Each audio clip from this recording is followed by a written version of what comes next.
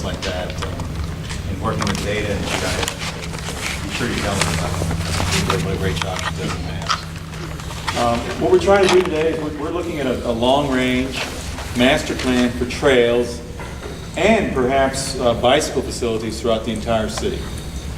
And looking at what we can do now, maybe in increments over the next few years, so that maybe 20 years from now, or maybe 10 years from now, we can all come back and say, here's this great system that's been created where you can get all over Midland, back and forth, whether it's a short trip, whether it's a long trip, whether you want to have a very long ride, you can do all those things somewhere in Midland, and in facilities that are generally safe, and they're good places to go out and ride and walk. One interesting statistic I'll tell you about before we get started is Portland, back in 2006, they did a bicycle master plan. They came up with the idea of different categories of types of bicycle riders. We used to call them A, B, and C riders. A was a very experienced, would go anywhere kind of rider. B was, maybe I'd call myself a B, you know, kind of I'm okay, I'll get out there and ride, but I'm not, going to go in certain places where there's a lot of traffic. And then C was a young person, for example, maybe a 10-year-old. What they did is they changed it and they said, let's think about this a little bit differently. And so they came up with 4 categories. And the first was, and I'm trying to remember what exactly, the first was fearless, basically, would go anywhere. The second was confident. I'm kind of like that B one. I'm okay going out there, but maybe I'm not going to go absolutely everywhere. The third one was one called interested but concerned. And that was a person who would say, I really would like to get out there. It's good for me. I want to get out there and ride. I want to walk more. But there's just not a place where I can do it. Or I'm a little bit concerned. There's too many cars out there. People aren't paying attention. So I'm a little bit concerned about this. And then the fourth category was, sorry, I'm not going to do that. And whether it's health or you don't have time or you've got other interests. All of us have different things we're interested in. And so they actually did some studies of these and came up with different statistical surveys that determined what percentage of the population was there. So we did this last year in Austin. We were interested in that. We did a statistically valid survey of the entire city and came up with the rankings of it. And it was really interesting because the ones that said no way, no how were about maybe 25%, maybe 30%.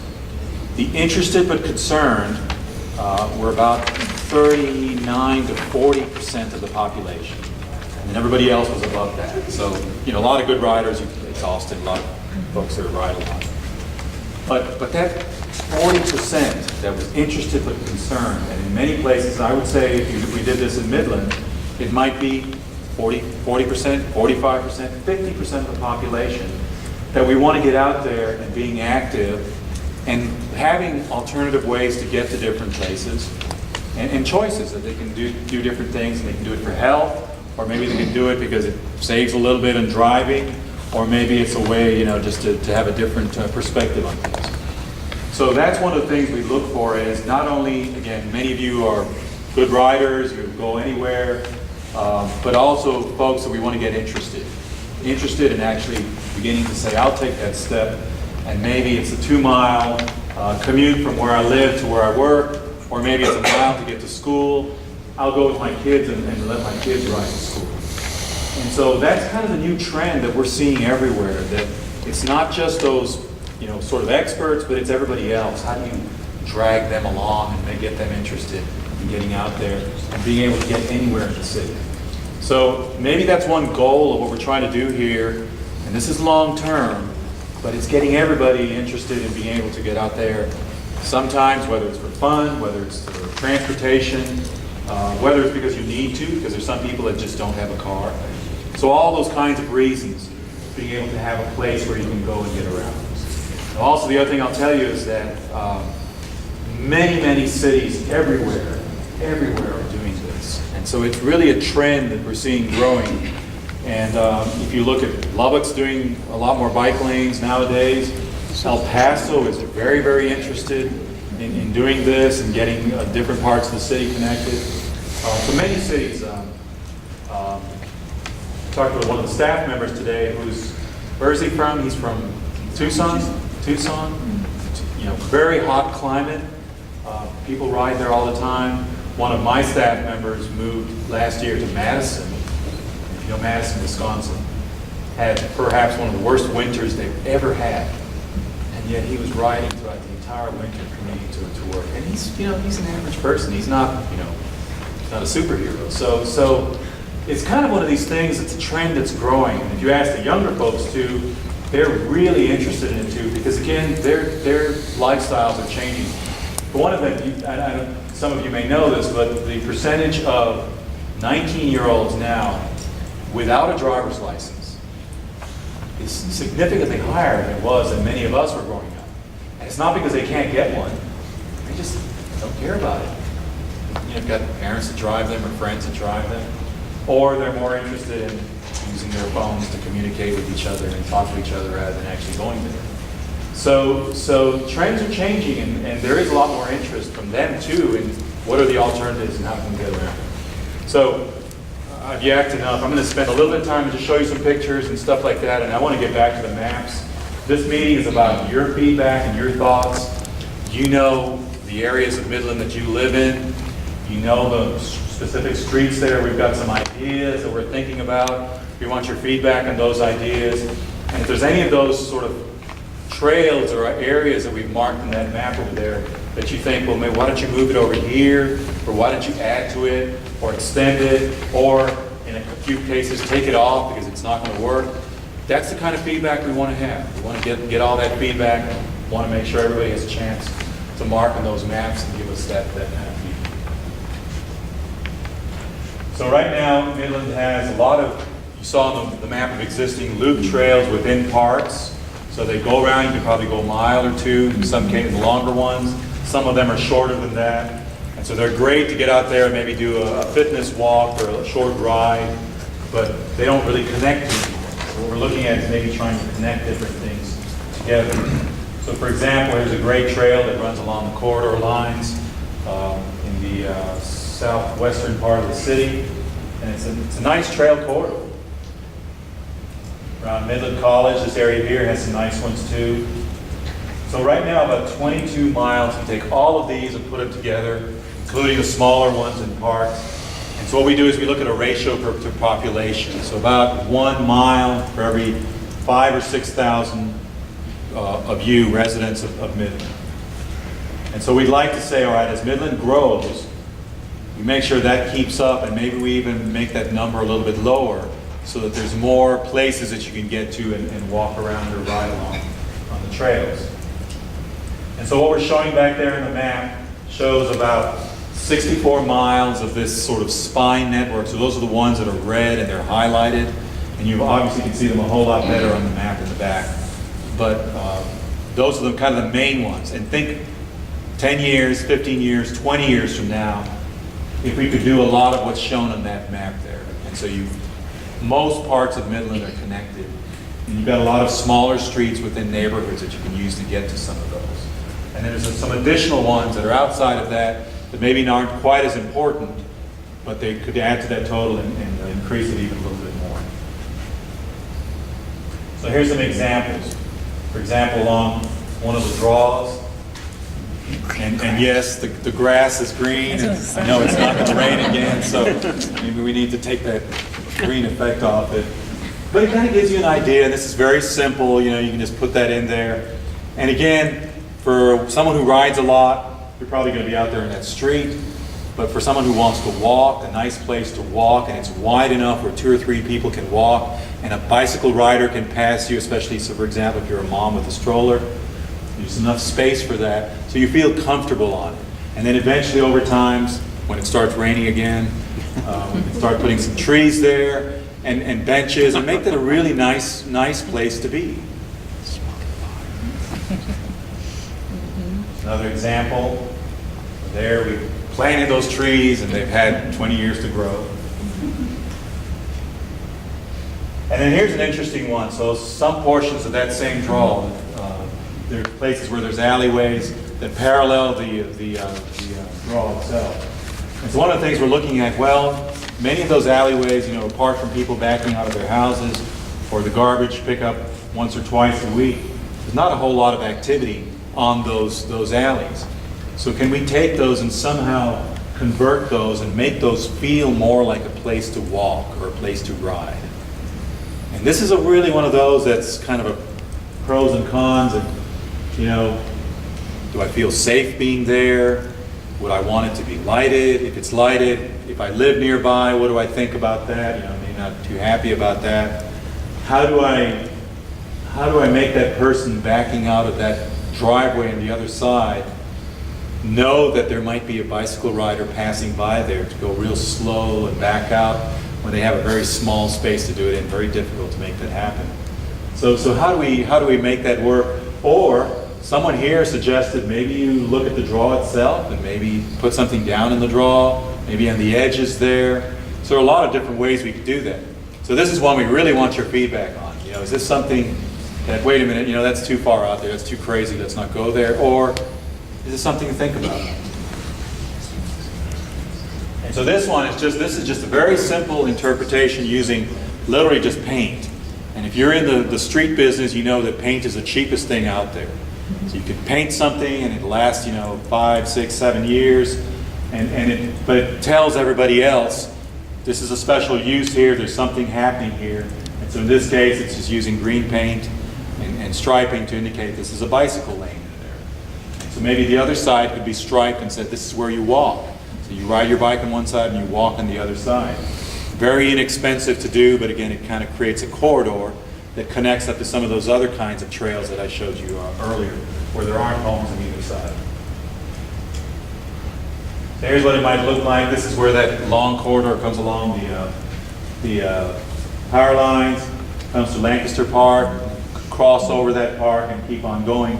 And literally this trail could take you very close to downtown, but it also could take you very close to here and ultimately connect here to the college. So imagine if you could go all the way from the southwestern part of the city or southeastern part of the city, and come all the way up here into the Midland College area.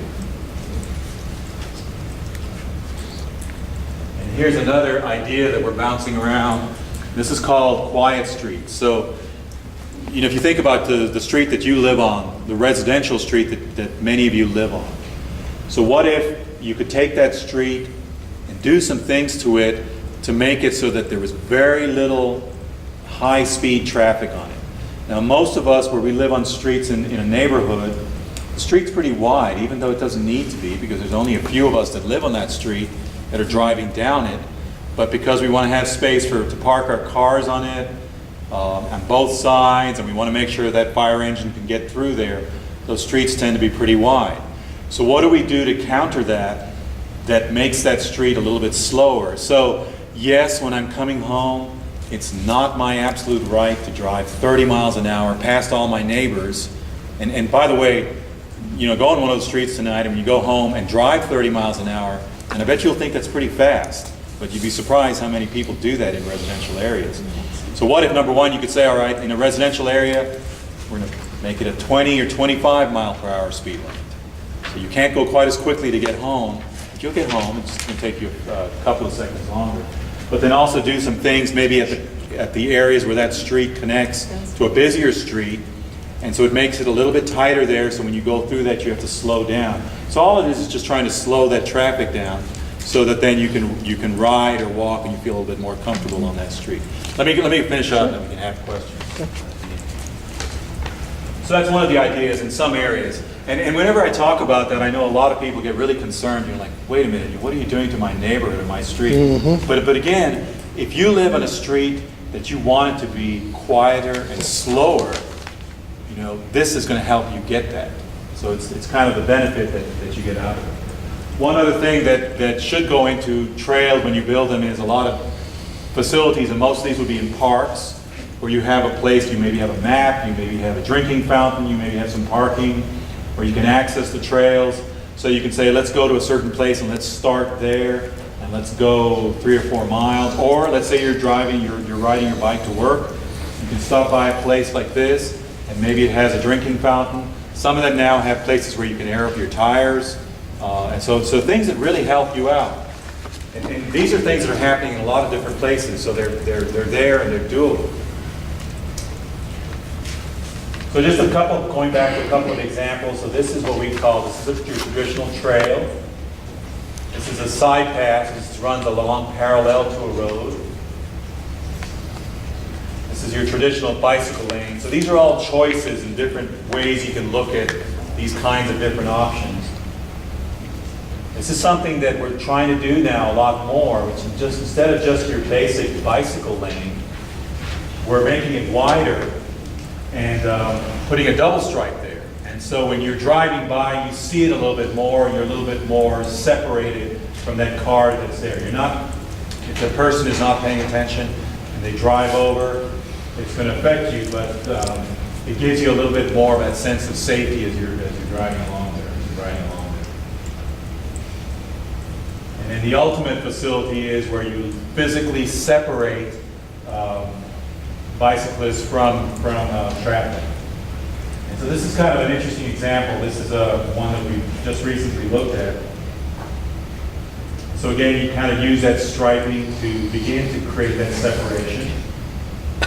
And then maybe ultimately you come back and put a curb there.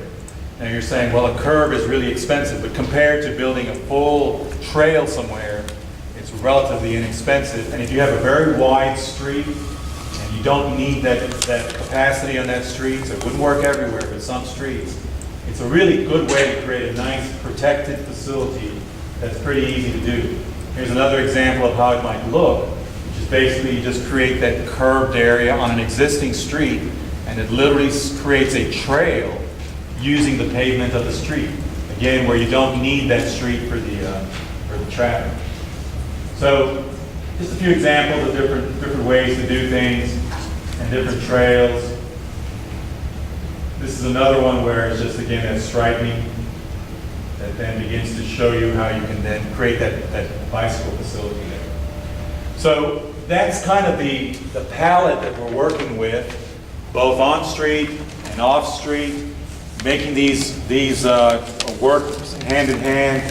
And again, with the goal that if you wanted to go from here and you wanted to go to the mall, let's say from here, if you live somewhere right here around the college, you want to go to the mall, which is, I'm guessing, about 2 miles from here. Is that right? 2 miles? A little bit further? It's 1 mile. So 1 mile, that's a pretty easy ride. You know, if you can get out there and you could do that probably in about 10 minutes at a very comfortable pace. And so we want to make sure we can do just those trips like that, and then maybe even a little bit longer trip if we wanted to. And so that if you wanted to, you could get to almost anywhere in the city, depending on where you lived, someday be able to get there and have a choice where you could ride your bike to there, you could walk to it if you wanted to, walking maybe shorter trips, or if you wanted to, you could drive to it. And so it kind of adds that dimension to it. It makes Midland that much better a place to live in. Now this doesn't mean that you're not taking care of traffic and all the other things that need to be taken care of in the city. But it's an extra layer on top of all of this that again can be implemented as you begin, as the new development occurs or as streets are retrofitted and improved. So with that, we really want your feedback on the maps. So if you're interested in going back there and marking up the maps, love to have that. If you have any thoughts or comments, love to hear those too. This kind of feedback really helps us begin to build those kinds of recommendations that go into a plan. So hold on, let me say, there are a lot of people that want to talk, or sure. Actually, I'm almost going to say, if you don't want to go back there and mark on the maps, I'd like some comments from everybody. So you're sitting here, I'd like to comment. So this is really, Midland is going to have what you're talking about, the plan for trails. It's not yes or no, it's a done deal. Great point. So this is a plan, right? Well, right now it's a planning process to develop this kind of a plan. What ends up being at the end of that plan, at the end of the day, is a result of a lot of the feedback we get, and then ultimately it's the kind of plan where it's approved by the city council. You know, you're more familiar with what's going on in other cities. If I'm riding my bike in 100-degree temperatures and I go to the mall to shop and I buy a lot of stuff, well, I hate to be all sweaty at 100 degrees, I'm going to be, and then I got all my stuff, how am I gonna, that I buy, where, how am I gonna? So you'll go in your car with Is that that what- kind of a trip. Oh. You'll go in your car for that kind of a trip. But That's what I do at the mall, I shop. I mean, I go to the grocery store, you know, and bring my groceries. There's also cargo trailers you can pull behind the Yeah, flash and bike. Oh. lots of people in major cities don't, my daughter in San Francisco doesn't have a car. She goes all by bike. Imagine that. Oh. So- I think I would be more interested in our mall dated destination or part of the bike trail. If it were a different sort of mall, if it was like one of the outdoor malls and there was a destination where people went to eat. But that's- So people maybe- go to the mall here. think about maybe downtown, some days transition, and it's different. There are a lot of things That's a happening in good place to downtown. Let's go to downtown. Let's figure out a way to ride to downtown. I mean, there could be a lot of different destinations all over the city. A lot of different places we go to. So with that, let me just, actually, I'll just start at the front and kind of go back. You want to do it that way? That way we can hear each other's comments and start off with you. Sure, thank you. I thought your idea with the picture on Lancaster Road, it was not on a street. I thought that was a good idea. And I think, Separated. yes, the traffic here has gotten very bad. Your ideas about, they're already having this problem in Odessa of putting bike lanes on these roads, and one of the roads, for example, was Wall Street and 80 going all the way to the airport. And I really can't see that as a good idea. And then your idea of putting speed bumps in our, that's affecting how I live. People out here live to drive. Now, I'm all for bike riding, and I'm all for, they want to put in whatever, 100 miles worth of this, but I'm totally against putting it on the roads because What if that's it- going to make the traffic worse, and we have really bad planning and zoning here. They're cramming buildings together, and we have no idea what effect that's going to have on the traffic. Well, we do. We've seen it. So, you see, you got the cars here and the bicyclists here, and then all of a sudden in a year, this area gets crammed full, and now you've got a problem. Everyone's trying to exit. So that's, So try to separate them, I think. I think, separate all your biking off of the main roads. That's not really how people live here. And plus, it's going to, you made a point, trends are changing, and then you said, drag these other people along and get them interested. What does that mean? Is that a let's make sure we get everyone out of their cars and so we're not polluting the earth or something? Pull them out. Uh-huh. That's kind of the way it I sounded. do that with work. All right, next up. I'd like to hear from everybody. Oh, last time I was in Portland, I didn't see bikes. I didn't have a question.